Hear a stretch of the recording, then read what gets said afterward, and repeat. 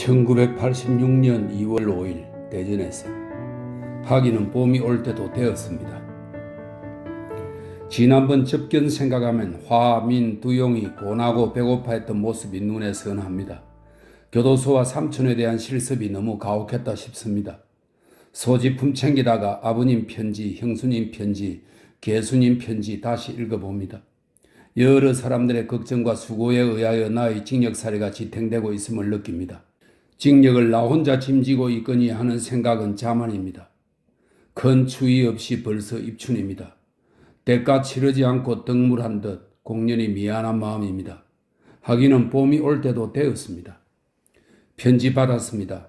가내의 새봄의 생령을 기원합니다. 1986년 7월 2일 전주에서 개수님의 하소연. 개수님의 편지 여백에는 썼다가 붙이지 않은 개수님의 하소연도 읽을 수 있었습니다. 그러나 나는 개수님의 그 하소연이 조금도 염려되지 않습니다.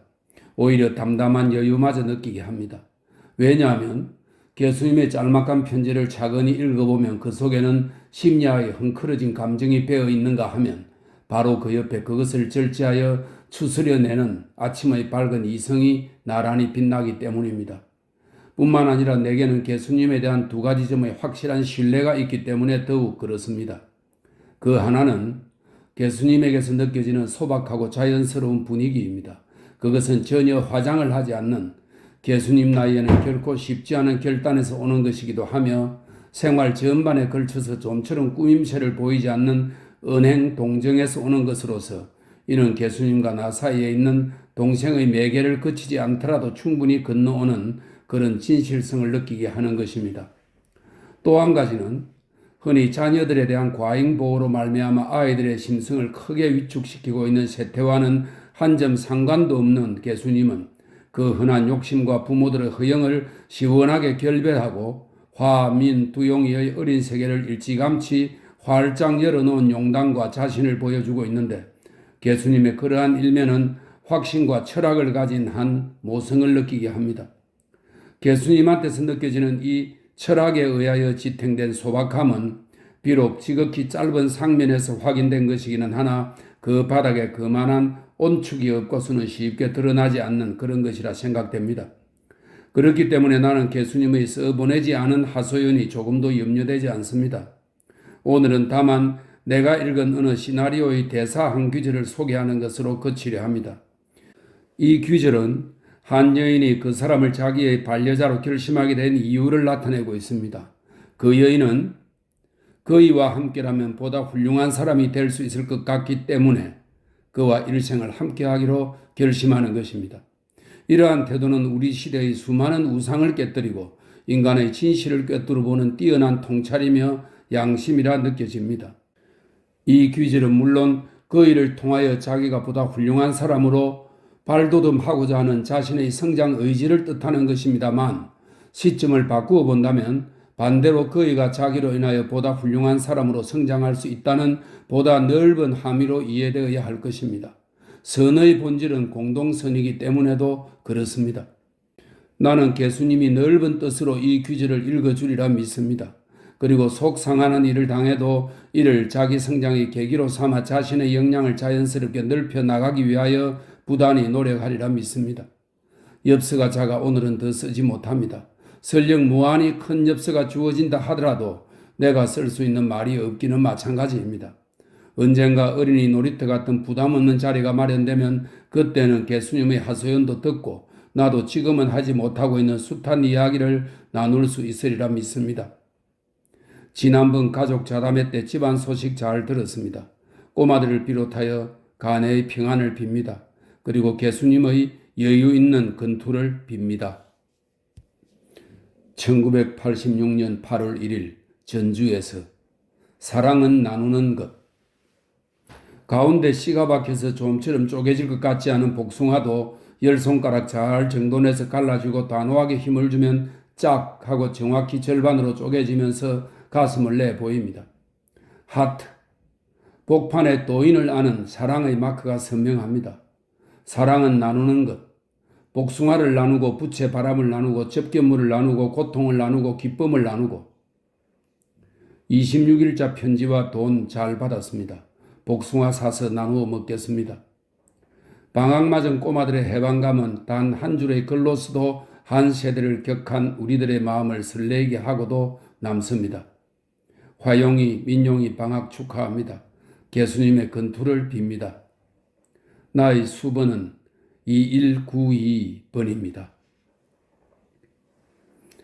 1986년 10월 21일 전주에서 수위에 대하여 사복 잘 차려입은 사람들을 보면 우리들 중에 대부분은 자기가 입고 있는 수위를 먼저 의식합니다. 그러나 우리들이 그 옷을 부러워하고 자신의 수위를 마냥 한하고 있으리라고 짐작하는 것은 너무 감상적인 생각입니다.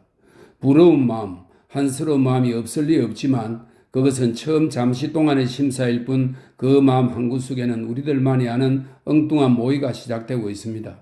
그것은 그 사람을 사복 대신 정의 삭발로 바꾸어 놓은 상상의 놀이를 즐기는 것입니다.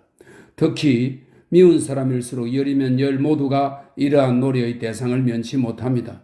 단지 옷만 바꾸어 입혀보는 데 그치지 않고 그 사람을 징역 속의 이러저러한 자리에 세워놓고 그때그때의 반응과 소행을 예상해 보기도 합니다.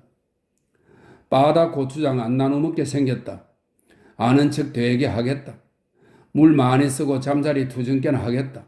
콧지름 잘 바르게 생겼다 등 그이가 결함을 덜 추어 흠잡는 이야기 일변도인데 그도 그럴 것이 막상 수의를 입고 나면 결함이 그렇게 잘 띌 수가 없습니다.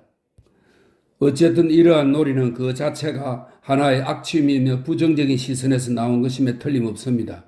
그러나 그것은 단순한 불만이나 적의에 연유한다기보다 옷의 허위에 대한 신랄한 비판을 담고 있는 것이라 생각됩니다. 사복이 그 사람의 결함을 덮어주는 것임에 반하여 수의는 그 결함을 드러낼 뿐 아니라 그 사람 자체를 결정하고 범죄화해버리는 기능을 합니다. 따라서 우리의 놀이는 수의가 지닌 이러한 역기능에 대한 강한 반발을 그 바닥에 깔고 있다고 할 수 있습니다.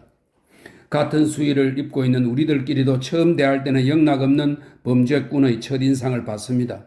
그러다가 같은 취업장이나 같은 방에서 함께 생활하는 동안 그 사람의 처지와 사정을 이해하고 나면 그에게서 느꼈던 첫인상이 얼마나 잘못된 것이었던가를 뉘우치게 됩니다.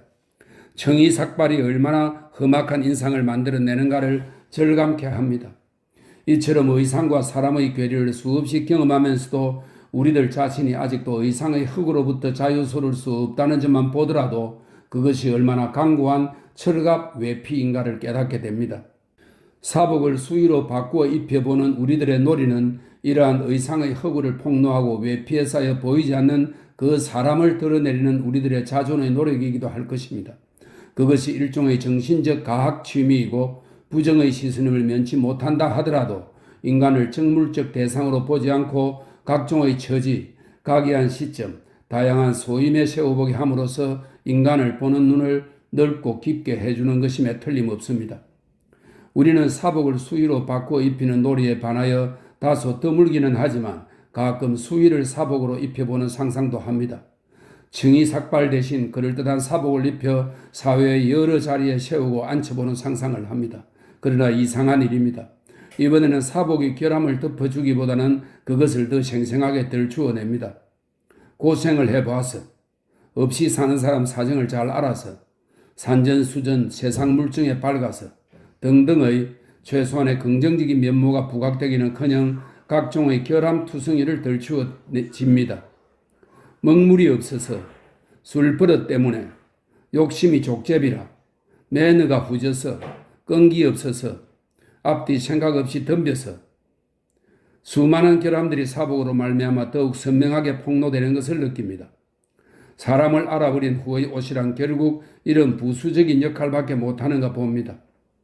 그러나 이 경우에 덜추어지는 결함은 수위가 인상 지우는 것과는 매우 다른 것임을 느낍니다. 결함은 분명 결함이되 인간 전부를 거부하지 않는 것으로서의 결함이며 극복 대상으로서의 결함이어서 흡사 스승의 질책처럼 훈훈한 영혼을 동반하는 것이라 느껴집니다. 재경이 결혼 축하합니다. 격세하여 집안 대소사에 자리 지키지 못해왔기 때문에 처세했어도 설 자리 마련이 어려울 것 같습니다.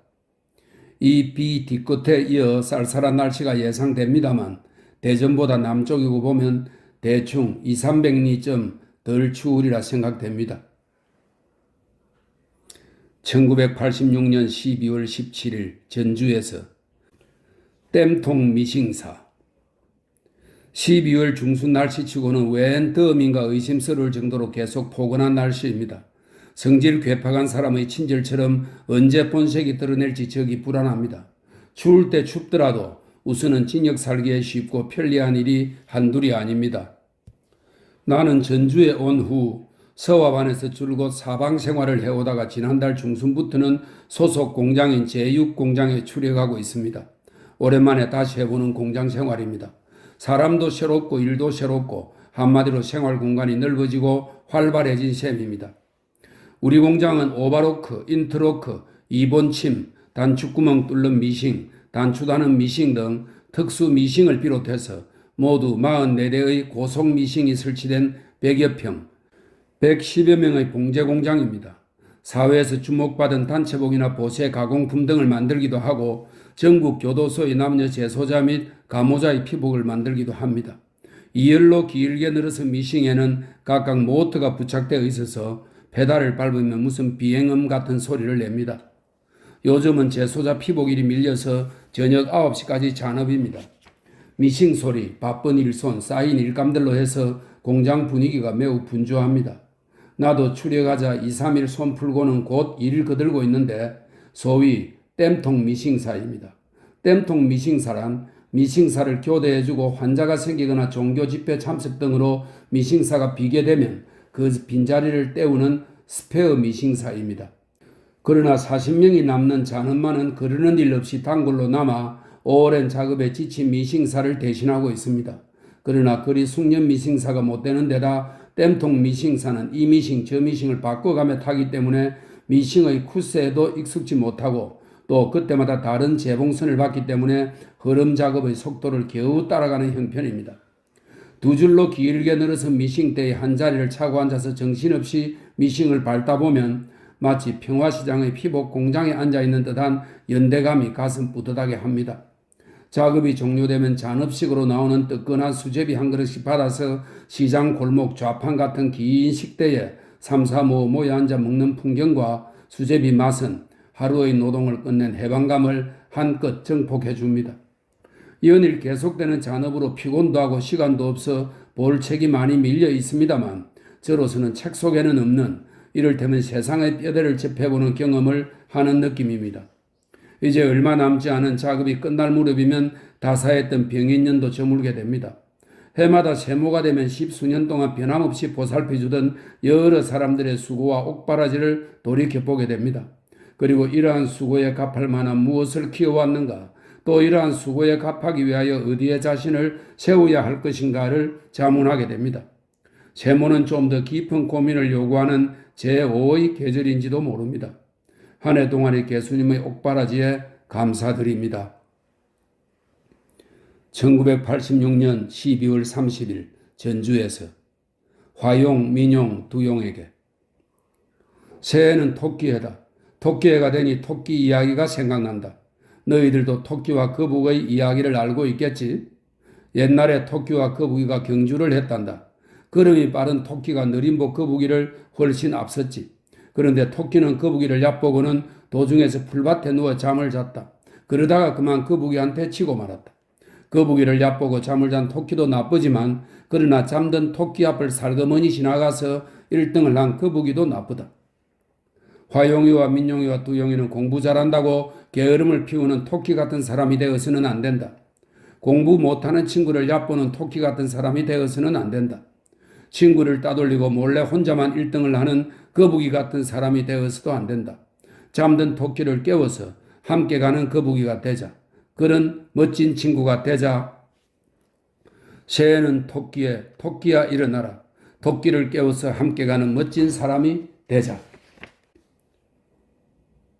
1987년 3월 31일 전주에서 밑바닥의 철학. 바깥은 저렇게 몽땅 봄인데 이 안에는 여태 겨울이단께요? 봄이 아직 담을 못 넘었나벼? 창가에서 나누는 우리들의 대화 한 토막입니다. 작년 가을 특별 구매 때 사서 걸어두었던 마늘을 벗기다가 느낀 일입니다. 마늘 한 통 6쪽의 겨울을 넘긴 모습이 가지가지입니다. 썩어 문드러져 냄새나는 놈, 저 하나만 썩는 게 아니라 옆의 쪽까지 썩게 하는 놈이 있으며 새들새들 시들었지만 썩기만은 완강히 거부하고 그나마 매운맛을 간신히 지키고 있는 놈도 있으며 폭삭 없어져 버린 놈이 있는가 하면 반대로 마늘 본연의 생김새와 매운맛을 생생하게 간직하고 있는 놈도 있습니다. 그러나 그 중에서도 우리를 가장 흐뭇하게 하는 것은 그 속에 싹을 키우고 있는 놈입니다. 교도소의 천장구석에 매달려 그 긴 겨울을 겪어오면서도 새싹을 키워온 그 생명의 강인함에 놀라지 않을 수 없습니다. 눈높이 새싹을 입에 물고 있는 작은 마늘 한쪽, 거기에 담긴 봄은 결코 작은 것이 아닙니다. 봄이 아직 담을 못 넘는 것이 아니라 우리가 모르는 새 벌써 우리들의 곁에서 새로운 생명을 키우고 있었던 것입니다. 신임 소장 취임사에서 옥자를 풀이하기를 늑대와 개 틈새에서 말 못하는 형국이라 했습니다. 적절한 풀이라 할 수 있습니다. 12년 이상이나 옥바라지 해온 개수님을 포함해서 대부분의 바깥 사람들은 교도소를 그렇게 여길 것이라 짐작됩니다. 온갖 범죄와 폐륜이 밀집되어 있는 곳, 한마디로 지옥 같은 곳이라 생각할 것임에 틀림없습니다. 그러나 그 속에서 20년여 가까운 세월을 살아온 나의 생각은 그와는 좀 다른 것입니다. 무엇보다 징역살이란 최소한의 의식주가 해결되어 있는 사회입니다. 그리고 빈손으로 왔다가 빈손으로 떠나는 곳이기 때문에 바깥 사회와 같은 치열한 생존 경쟁이 없다는 기본적 특징이 있습니다. 이 기본적 특징은 교도소에 만연된 개개인의 시리와 좌절감이 한몫 거들기도 하지만 교도소 전체의 분위기를 상당히 누그러뜨려 놓습니다. 한편 교도소에는 갖가지 흉악하고 파렴치한 범죄인들이 모여 있어서 분위기가 살벌하지 않을까 하는 생각이 물론 있을 수 있습니다.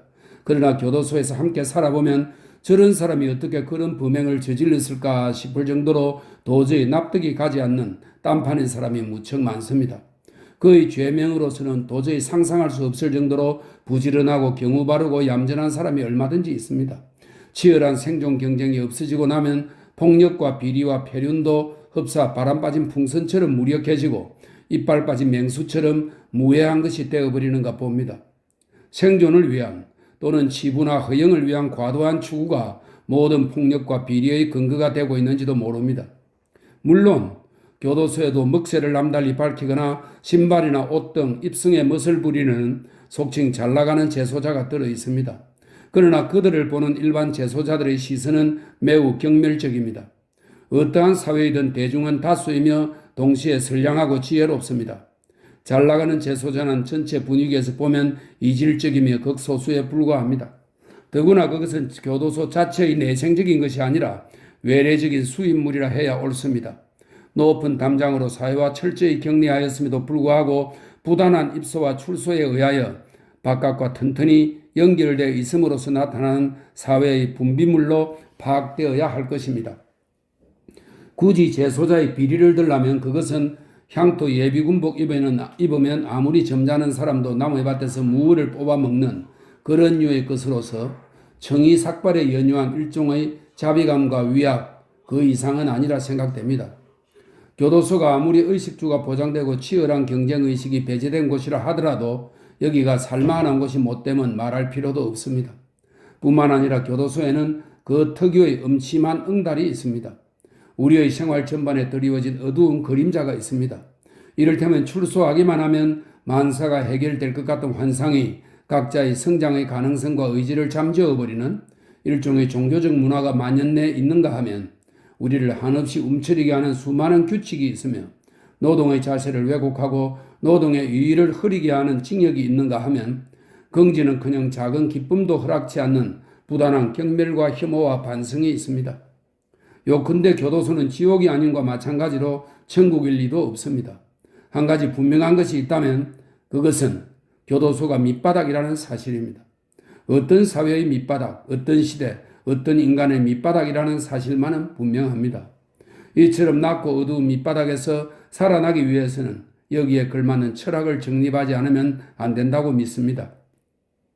이것은 비단 징역살이에 한한 문제만은 아니라 생각됩니다만 특히 징역살이에는 무엇보다 먼저 자기 자신을 가장 낮은 밑바닥에 세우는 냉정한 시선과 용기가 요구됩니다.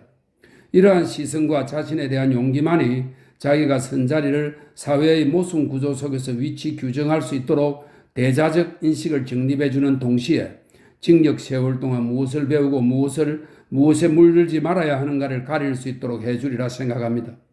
이러한 자세는 곧 막힌 벽으로부터 시선을 들어올려 하늘을 바라보게 하는 것이라 믿습니다. 사람이 하늘이고 밥이 하늘이고 밑바닥이 하늘이라던 그 녹두의 하늘을 바라보는 마음, 그 넉넉한 마음이야말로 사회와 시대와 역사와 인간의 진실을 향하는 한 줄기의 양심이며 봄도 들이넘는 옥담 속에서 겨울의 눈높이 새싹을 키우는 매운 예지라 믿습니다. 1987년 5월 28일 전주에서 죄수의 이빨. 치과에 가서 이빨을 뽑으면 뽑은 이빨을 커다란 포르말린 유리병에 넣습니다. 얼마 동안이나 모았을까? 두어 대박은 좋게 댐직한 그 많은 이빨들 속에 나의 이빨을 넣고 나면 마음 뒤끝이 답답해집니다. 지난번에는 물론 많이 흔들리는 이빨이기도 했지만 치과에 가지 않고 실로 묶어서 내 손으로 뽑았습니다. 뽑은 이빨을 호주머니에 넣고 다니다가 어느 날 운동 시간에 15척 담 밖으로 던졌습니다. 일부분의 출소입니다. 어릴 때의 전니처럼 지붕에 던져서 새가 물고 날아갔던 이야기보다는 못하지만 시원하기가 포르말린 병에 넣는 것에 비할 바가 아닙니다. 10여 년 더 된 이야기입니다만 그때도 치과에 가지 않고 공장에서 젊은 친구와 둘이서 실로 묶어 뽑았습니다. 그러나 그때는 담 곁에 갈 수가 없어서 바깥으로 내보낼 방법이 없었습니다. 국리 끝에 마침 우리 공장에서 작업하고 있던 풍암방직 여공들의 작업복 주머니에 넣어서 제품과 함께 실려 보낸 일이 있습니다. 지금 생각하면 매우 미안한 일입니다. 아무리 종이로 예쁘게 쌌다고 하지만 죄수의 이빨에 질겁했을 광경을 생각하면 민망스러운 마음 금할 길이 없습니다. 나는 징역 사는 동안 풍치 때문에 참 많은 이빨을 뽑았습니다. 들으는 치과의 그 유리병 속에 넣기도 하고 들으는 교도소의 땅에 묻기도 하고 또 어떤 것은 담 밖으로 나가기도 했습니다. 생각해보면 비단 이빨뿐만 아니라 우리가 살아간다는 것이 곧 우리들의 심신의 일부분을 여기저기 이 사람 저 사람에게 나누어 묻는 과정이란 생각이 듭니다. 무심한 한마디 말에서부터 피땀 흘린 인생의 한 토막에 이르기까지 혹은 친구들의 마음속에 혹은 한때기의 전답 속에 혹은 타락한 도시의 골목에 혹은 역사의 늘은 광장에 저마다 묻으며 살아가는 것이라 느껴집니다. 돌이켜보면 나의 경우는 나의 많은 부분을 교도소에 묻은 셈이 됩니다. 이것은 흡사 치과의 포르말린 병 속에 이빨을 담은 것처럼 답답한 것이기도 합니다. 교도소가 닫힌 공간이라면 그래서 포르말린 병처럼 썩는 공간이라면 그러한 느낌도 당연한 것이라 할 수 있습니다. 그러나 또 한편 돌이켜보면 교도소는 세상으로부터 동떨어진 곳이 아닐 뿐 아니라 도리어 우리 사회, 우리 시대와 가장 끈끈하게 맺어져 있는 그것의 어떤 복판을 이루고 있는 것이 사실입니다. 이를테면 피라밋을 거꾸로 세웠을 경우 그 꼭지점이 땅에 닿는 자리, 즉 피라밋의 전 중압이 한 점을 찌르는 바로 그 지점에 교도소가 위치하고 있습니다. 이처럼 교도소는 사회의 모순 구조와 직결된 공간이므로 해서 전 사회를 향하여 활짝 열려있는 공간이라 믿고 있습니다. 그럼에도 불구하고 교도소에 묻은 나의 20여 년의 세월이 쓸쓸하게 느껴지는 까닭은 무엇인가? 포르말린 병의 그 답답함이 연상되는 까닭은 무엇인가? 징역살이라 하여 한시도 끊임없이 내내 자신을 팽팽하게 캥겨 놓을 수는 없지만 어느새 느슨해져 버린 의식과 비어버린 가슴에 새삼 놀라게 됩니다. 이것은 깨어있지 못한 하루하루의 누적이 만들어 놓은 공동입니다. 피라밋의 전 중압이 걸려있는 자리에서 나타나는 의식의 공동화, 역시 교도소가 만만치 않음을 실감케 합니다. 묻는다는 것이 파종임을 확신치 못하고 나눈다는 것이 팽창임을 깨닫지 못하는 아직도 청산되지 못한 나의 소시민적 잔재가 치통보다 더 통렬한 아픔이 되어 나를 찌릅니다. 예수님께 편지 쓸 때면 을에 약간의 망설임이 없지 않습니다. 징역 이야기만 가득한 나의 편지가 예수님의 생활에 무엇이 되어 나타날지 공연히 예수님의 방 창률이나 깨뜨려 찬바람 술렁이게 하는 것이나 아닌지 걱정이 없지 않습니다. 그러나 예수님의 편지와 그 편지에 실려오는 예수님의 면모와 생활 자세는 이러한 나의 망설임과 걱정을 시원하게 없애줍니다. 건강과 간의 평안을 빕니다. 1987년 8월 1일 전주에서 거꾸로 된 이야기. 맴 찌찌. 장마 지난 여름 한낮의 매미 소리입니다. 옥담 바깥쪽을 빙 둘러서 있는 단풍나무와 미류나무에서 우러대는 매미의 합창은 교도소의 정적을 한층 더 깊게 합니다. 우리나라에 가장 많은 유지매미와 참매미는 수명이 6년이라고 합니다. 그러나 그의 일생인 6년 가운데 5년 11개월을 고스란히 땅속에서 애벌레로 살아야 합니다. 땅속에서 나무 뿌리에 즙을 먹으며 4번 껍질을 벗은 뒤 정확하게 6년째 되는 여름, 가장 날씨 좋은 날을 택하여 땅 위로 올라옵니다. 땅을 뚫고 올라오는 힘은 엄청나며 곤충학계는 아스팔트를 뚫고 올라왔다는 기록도 보고되어 있을 정도로 합니다. 땅을 뚫고 나온 애벌레는 나무 덩굴을 타고 올라가 거기서 5번째이며 마지막인 껍질 벗음을 합니다. 이 순간 애벌레는 비로소 한 마리의 날개 달린 매미로 탈바꿈하는 것입니다. 그러나 매미는 화려하지만 지극히 짧은 생애를 끝마치도록 운명 지워져 있습니다. 불과 4주일 후에는 생명이 끝나기 때문입니다. 매미 중에는 이 짧은 생애를 위하여 무려 17년이나 땅속에서 사는 종류도 있다고 합니다. 긴 인고의 세월에 비하여 너무나 짧은 생애가 아닐 수 없습니다. 널리 알려진 개미와 매미의 우화는 거꾸로 된 이야기입니다. 개미는 여름 동안 하루 한두 시간 일할까 말까 하며 도리어 매미가 나무 덩굴에 파놓은 우물을 지근덕거려 빼앗기 예사입니다. 겨울철에 굶주린 매미가 개미 집으로 지팡이 짚고 밥 빌러 가기는커녕 죽어서 개미들의 양식이 되는 것도 매미 쪽이라 하겠습니다. 매미가 노래하는 것은 즐기기 위한 유의가 아니라 종족 보존을 위하여 암매미를 부르는 것이라 합니다. 그것도 집단으로 줄기차게 울어대야 암매미가 날아올 확률이 높다고 합니다. 이를테면 결여의 번영을 갈구하는 아우성인 셈입니다.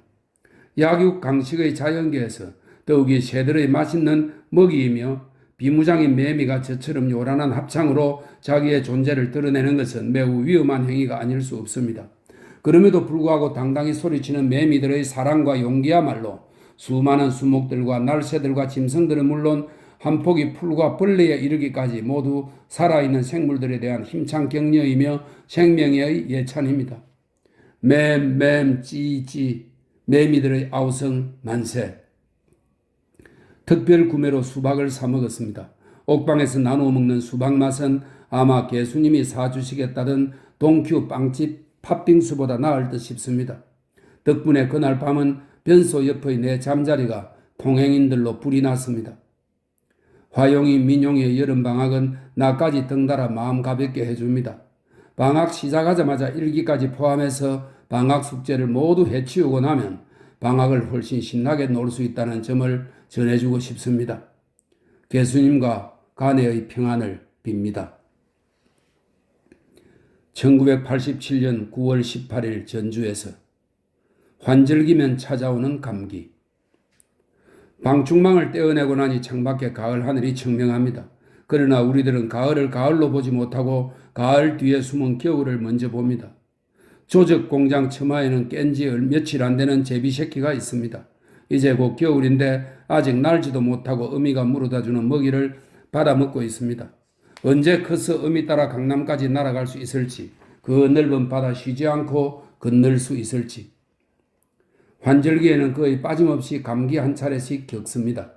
감기는 물론 걸리지 않는 편이 좋지만 걸리더라도 별 대수로울 것이 없습니다. 빤히 아는 상대를 만난 듯 며칠짜리의 어떤 정세를 가진 것인지 대강 짐작이 가기 때문입니다. 그때뿐이고 속만 끓는 감기약 먹는 법 없습니다.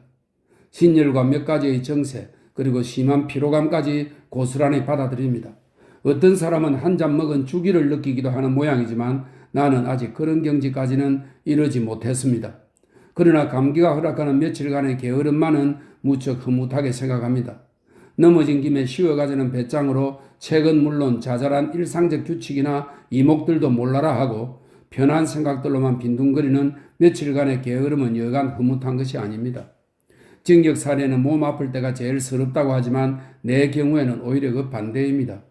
감기 핑계로 누리는 게으름은 도리어 징역 속의 긴장감을 상당히 느꾸어 줍니다. 특히 회복기의 얼마 동안은 몸 구석구석에 고였던 나른한 피로감 대신 생동한 활력이 차오르면서 머릿속이 한없이 맑은 정신상태가 됩니다. 이 명쾌한 정신상태는 그동안의 방종을 갚고도 남을 사색과 통찰과 정돈을 가능케 해줍니다. 환절기의 감기는 편한 잠자리의 숙면처럼 그 자체가 깨끗한 휴식이면서 동시에 새로운 아침, 또 하나의 출발을 약속합니다.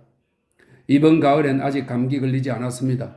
그러나 언제라도 아플 만반의 준비는 되어 있습니다. 개수님을 비롯해서 화, 민, 두용 꼬마들에 이르기까지 모두 큼직한 열매들을 거두기 바랍니다. 1987년 11월 27일 전주에서 졸가리 없는 잡담다발. 어머니를 비롯하여 간에 무고하시리라 믿습니다. 이곳의 우리들도 건강하게 그리고 마음 편하게 지내고 있습니다. 요즘은 밀린 일거리 때문에 10시까지 잔업입니다. 나도 거의 매일 잔업입니다. 땜통 미싱사라 1조, 2조, 3조, 4조 어느 조든 빠진 자리에 가 앉아 일합니다. 덕분에 친구도 많고 얻어듣는 이야기도 많습니다. 오늘은 잔업시간에 오가는 우리들의 졸가리 없는 잡담다발 소개합니다. 성근이 잔업 잡혔구나. 안됐다. 감기 몸살 응가도 안 먹어졌구나. 작업반장이 얼마나 빠꿈이라고. 곰보새끼 들어갔냐? 형님 여기 계신다 아우야. 곰보라니? 문화재 보고 겁을 상실한 애들일게. 야 몰짱 나왔다. 이것 봐라. 중길이 솜씨지. 혜태 눈깔이로구나. 미신께나 밟았다는 놈이 인철이 오늘 보험메리 소포받고 더 울상이냐? 마누라가 없는 돈에 사붙였는데 매미 간디? 어깨는 쌍가리기 때리는 거지? 나는 아무래도 도둑놈 체질이 못 되나 봐. 도둑님이라 그러지. 야, 이 8개월 반 만에 가출옥을 나온 놈아. 먹고 살자고 하는 짓인데 체질이 무슨 체질이여? 있어. 너는 진짜 체질이 아니야. 걔는 영숙이 잘못 사랑해서 진역 들어온 거라고. 바위섬 나는 내가 좋아서. 내 노래 솜씨 어때요? 프로 이상이야. 서투른 기교도 안 부리고. 저치 신선생 칭찬 들어서 계속 시끄럽게 생겼구나. 주제 파악 좀 해라. 동숙이 형 태백산맥 상권 누가 보고 있나? 지금 영이 미싱 세워놓고 어디 갔어? 빨래하러 갔어. 작업 바쁜 줄 아누만 작업반장 맥킹콜이야. 맥콜이다 맥콜. 고무풍선 꽉 잡으면 손가락 새로 빠져나오잖아. 그 삐져나온 걸 또 꼭 잡으면 어떻게 되겠어? 어떻게 되긴 어떻게 돼? 펑이지 펑. 내일 불교 집회 안 갈 테요? 비디오 가지고 온대. 떡 가지고 온다면 가지. 역시 너는 떡 신자야. 비디오 제목이 뭐래? 뭐긴 뭐겠어. 소림사 주방장이지. 때가 크리스마스 때인데 뭔 불교여? 상령이 너 전성시대가 몇 년도야? 묻지 마라. 과거가 험한 사람한테는 과거가 고문이야. 네가 왜 끼어드냐? 그래 어디 제대로 된 전성시대냐? 동인천 그 왜 생낙지집 있지? 야 먹는 얘기 좀 사양할라는래? 그것도 고문이냐? 내 청춘의 빈노트에 무엇을 채워야 하나? 야 잠 좀 자자. 노래 다칠라. 스피커에서 지금 나오고 있잖아. 암만 나오더라도 그렇지. 빈노트가 어디 있어? 너나 나나 고생고생 엉망진창 노트다. 우리한테는 못 맞는 노래다 임마. 그래. 있는 집에 할 일 없는 애들 노래야. 노래 잘못 골랐다가 몰매 맞는구나. 네 그렇다니까. 가위 가져가신 분 안 계십니까? 서울말로 욕 치겠습니다. 내가 처음으로 양복일 배울 때 말이야. 주인집 아주머니가 그러더라고. 너 이 단추구멍 예쁘게 치면 이 다음에 이쁜 마누라 얻는다고 그러더만. 진짜 이쁘게 쳤지. 그래서 이쁜 마누라 얻었어? 지금 가장 수많은 단추구멍 이쁘게 쳤건만 이쁜 마누라커녕 미운 마누라도 없어. 야, 너 땀수 몇 단 놓고 박는 거야? 이 자식 막 건너뛰는구나. 삼부 요인이 누구야? 어제 우리 방에서 심리부터 갖고 한참 시끄러웠다. 단독주택인데 말이야. 뒷담으로 들어가서 안방일 보고 나오는데 대문 옆에 도사견이 떡 버티고 있더구만. 깜짝 말하구나. 아니야. 근데 웃겼어. 비싸도 개는 개더만. 바깥에서 안으로 들어오면 달려들거나 짖었을 텐데 말이야. 안방에서 턱 나오니까 이게 헷갈리나 봐. 고개만 갸웃갸웃 하더라고. 비싸도 개는 개더만. 근데 게장에 통닭 남아도는 거 있지. 이제는 졸리구나. 용수 참새에 하루 보르는 게 시간 되었나 보구나. 저 시계 5분 늦어. 한 번은 들어가는 데 있지. 강자들이 먼저 들었어. 보니까 안방에다 묶어놓고 이 새끼들 막 일을 벌릴 참이야. 포함들이 타짜가 아니야. 아무리 밤중이지만 바깥에 뻥도 안 세워놓고 말이야. 그래서 어떻게 했어? 야구 방망이 있지. 그거 마당에 있더만 이 새끼들 기겁했을 거야. 창문도 박살났지. 그치들 우리가 방범인 줄 알았을 거야. 우리도 물론 잽싸게 톡했지. 어이 기계 수리 여기 모타 좀 봐줘. 열 너무 받는데 오늘 미싱 바른 것만큼 오토바이를 밟았으면 집에 갔다 오고도 남을 텐데. 너는 운장으로 사고 내고 미싱사로 돌았다면? 풍파에 놀란 사공 배파라 말을 샀구나. 그런데도 징역 들어왔잖아. 사연이 길어. 다 얘기하자면. 육갑 들고 있네. 다 물어봐라. 너만한 사연 없는 놈 있는가? 도구 반납. 작업 끝이다. 천천히 가. 세면자 만땅고야. 추운데 씻긴 뭘 씻어. 발만 씻자. 입방길에 잠시 운동장에 서면 누구나 밤하늘을 바라봅니다. 흑청빛 하늘에 무수히 박혀있는 별들, 수억 광년, 수십억 광년의 광대한 우주, 일순 교도소의 주벽이 바짝 우리의 몸을 죄입니다. 수고했어요, 수고했어요. 잘자 편히 쉬세요, 수고했어요. 잠든 동료들의 안면을 방해하지 않기 위하여 낮게 나누는 인사말. 조금 전의 농기라고는 한 점도 찾을 수 없는 숙연할 정도로 진지합니다. 예수님의 건강을 빕니다. 1987년 12월 24일 전주에서 20번째의 옥중 세모를 맞으며 87년이 저물면 88년이 밝아오고 88년이 저물면 89년이 밝아오고 89년이 저물면 90년이 밝아오고 90년이 저물면 91년이 밝아오고 91년이 저물면 92년이 밝아오고 92년이 저물면 93년이 밝아오고 93년이 저물면 94년이 밝아오고 94년이 저물면 95년이 밝아오고 95년이 저물면 96년이 밝아오고 96년이 저물면 97년이 밝아오고 97년이 저물면 98, 99, 2000, 2001, 2002, 2003, 2004, 2005 계속 밝아옵니다. 예수님과 온 가족의 새해를 기원합니다. 1988년 1월 30일 전주에서 나는 걷고 싶다. 작년 여름 비로 다 내렸기 때문인지 눈이 인색한 겨울이었습니다. 눈이 내리면 눈 뒤끝의 매서운 추위는 죄다 우리가 입어야 하는데도 눈 한 번 찐하게 안 오나 젊은 친구들 기다려 샀더니 얼마 전 사흘 내리 눈 내리는 날 기어이 운동장 구석에 눈사람 하나 세웠습니다. 옥들에 서 있는 눈사람, 연탄 조각으로 가슴에 박은 글귀가 섬뜩합니다. 나는 걷고 싶다. 있으면서도 걷지 못하는 우리들의 다리를 깨닫게 하는 그 글귀는 단단한 눈뭉치가 되어 이마를 때립니다. 내일 모레가 2월 초하루, 눈사람도 어디론가 가고 없고 먼 데서 봄이 오는 기척이 들립니다. 예수님의 건강과 발전을 빕니다. 1988년 4월 6일 전주에서 잘게 나눈 작은 싸움. 징역 사는 동안 자주 목격하게 되는 것 중에 하나가 바로 싸움입니다. 이제는 만성이 되어 순전한 구경꾼의 눈으로 바라보게끔 되었습니다. 좁은 공간에서 서로 부대끼다 보면 공자와 맹자도 싸우게 됩니다. 문제는 남들에게 호락호락하게 보이지 않으려면 성깔 사나운 사람으로 호가 나야 되고 그러기 위해서는 어느 정도 싸워두어야 한다는 사고방식입니다. 그리고 더욱 심각한 것은 폭력으로서 문제를 해결하려는 소위 폭력 문화의 광범한 영향입니다. 이래저래 이곳에서는 앵간한 다툼은 곧잘 싸움으로까지 직진해버립니다. 그 많은 싸움들을 보고 느낀 것입니다만 싸움은 큰 싸움이 되기 전에 잘게 나누어서 미리미리 작은 싸움을 싸우는 것이 파국을 면하는 한 가지 방법입니다. 그리고 이 작은 싸움은 잘만 관리하면 대화라는 틀 속에서 비폭력적인 방법으로 그것을 소화해낼 수 있습니다. 그러나 이것은 상책은 못되고 중책에 속합니다. 상책은 역시 싸움에 잘 지는 것입니다.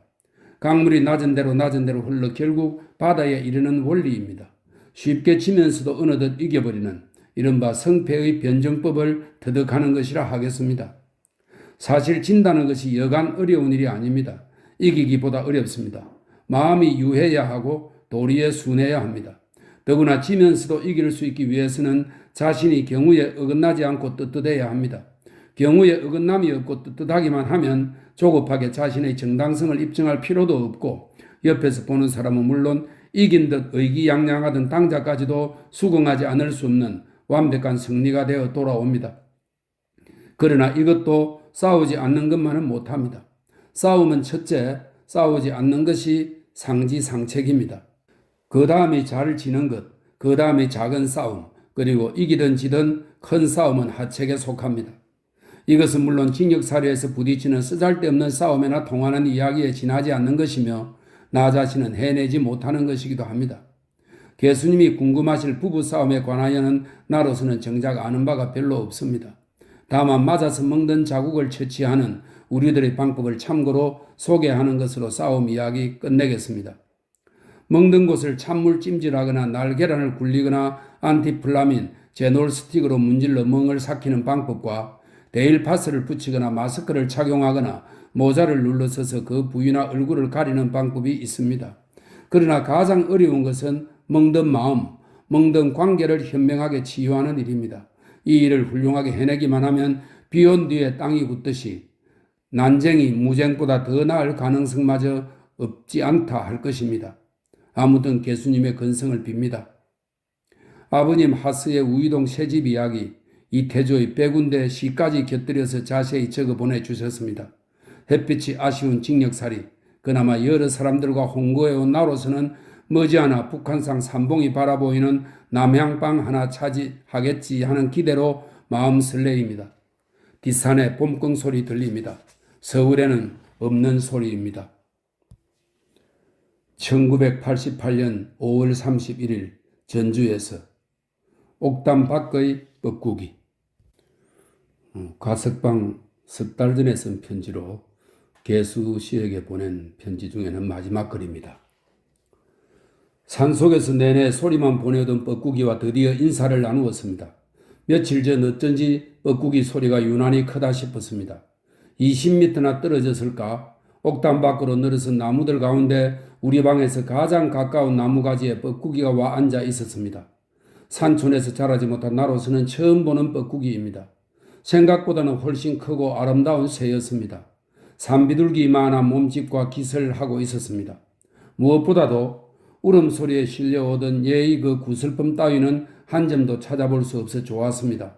오히려 젊고 여유만만하였습니다. 옆방 사람들까지 불러서 소개하였습니다.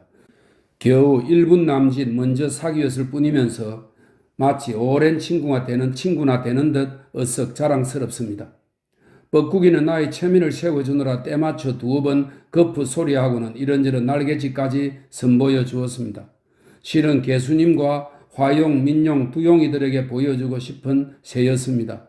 우리의 접견 시간은 3분, 너무 짧았습니다. 단풍나무 가지만 흔들어 놓고 서운하게도 날아가 버리고 말았습니다. 그러나 얼마 안 있어 산속에서 뻐꾸기 소리 들려왔습니다. 틀림없이 그 뻐꾸기입니다. 이제는 아는 뻐꾸기입니다. 전보다는 훨씬 더 친근하고 다정하게 들립니다. 소리만으로도 그 모습이 눈앞에 환히 떠오릅니다. 서로 안다는 것은 참으로 신통한 것입니다. 만나지 않아도 통하는 것입니다. 이제 6월, 무성한 잎들이 모여 시푸른 여름 숲을 만들어내는 계절입니다. 녹음과 철창을 이어주는 뻐꾸기 소리는 올여름 우리의 무더운 더위를 식혀주는 한 줄기 시원한 벽개수가 되리라 기대합니다. 운동 시간에 서와반 10명 중 6명은 축구를, 4명은 땅탁구를 합니다. 축구에 대하여는 오해를 막기 위하여 그리고 땅탁구에 대해서는 이해를 돕기 위하여 약간의 설명을 드립니다. 우리의 축구란 우선 골무늬 하수구 뚜껑이란 점이 가장 큰 특징입니다. 한 변이 1m인 시멘트 하수구 뚜껑이 지면에서 15cm 정도 꺼져 있는데 여기에 공을 차넣는 것입니다. 우리가 운동장으로 사용하는 주벽과 사동 사이의 공지에는 이 뚜껑 두께에 맞춤하게도 20m 정도 상거하여 있습니다. 담 넘어가지 않도록 바람을 좀 뺀 배구공을 사용하는 것도 우리들의 경험의 창작임은 물론입니다. 한 팀이 3명씩이므로 전원 공격, 전원 수비, 쉴 새 없이 뛰어다닙니다. 땅탁구는 탁구라는 이름이 들어있긴 하나 탁상이 없습니다. 땅에다 금을 끈 코트에서 모기장으로 만든 네트, 사부 합판으로 만든 배트, 그리고 연식 전구공으로 합니다. 유구라는 제법 고상한 이름으로 불리기도 하지만 그것은 돼지 코에 연지 찍은 격이고 땅 탁구란 이름이 천생연분입니다. 만약 종로 내거리에서 땅 탁구판을 벌인다면 정과에 있는 사람이면 금방 알아차릴 정도로 교도소에서 가장 흔한 운동입니다. 저는 요즘 축구로 땀을 빼고 있습니다.